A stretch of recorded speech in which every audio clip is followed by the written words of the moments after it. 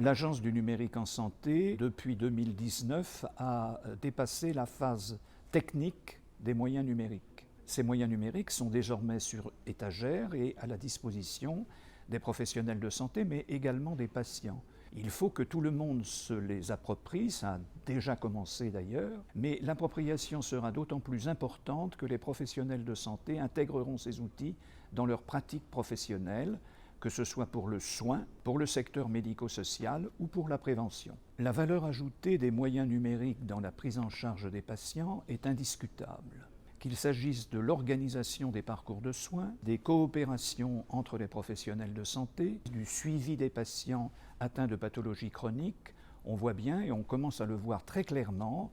par des usages qui augmentent,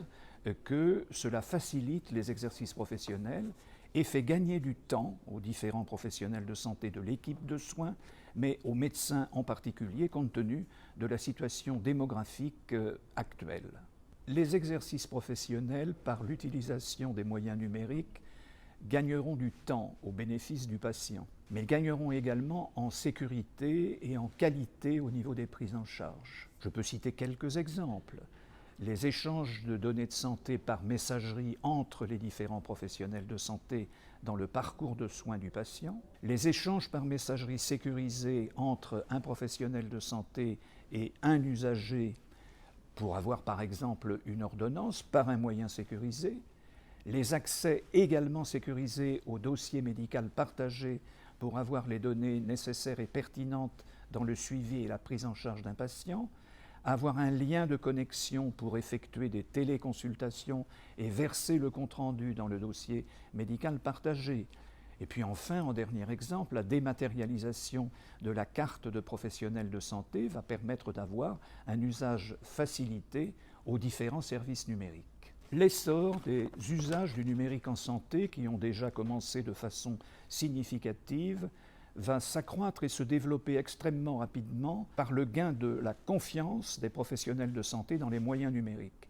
Et c'est actuellement la deuxième phase, avec la feuille de route 2023-2027 qui va se déployer progressivement, car c'est par la confiance dans le numérique que l'on gagnera au niveau des usages. C'est tous ensemble,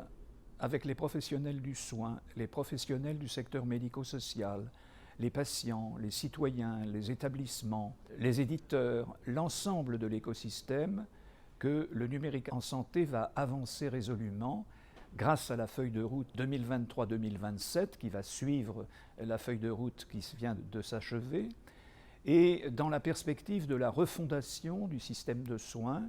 et du système de santé en général, le numérique peut être un moyen très puissant. C'est en ce sens que l'agence s'engagera résolument dans les années à venir. Et je tiens à cette occasion de remercier l'ensemble des personnels, des collaborateurs et des collaboratrices de l'agence qui ne comptent pas leur temps pour construire aussi un numérique humaniste.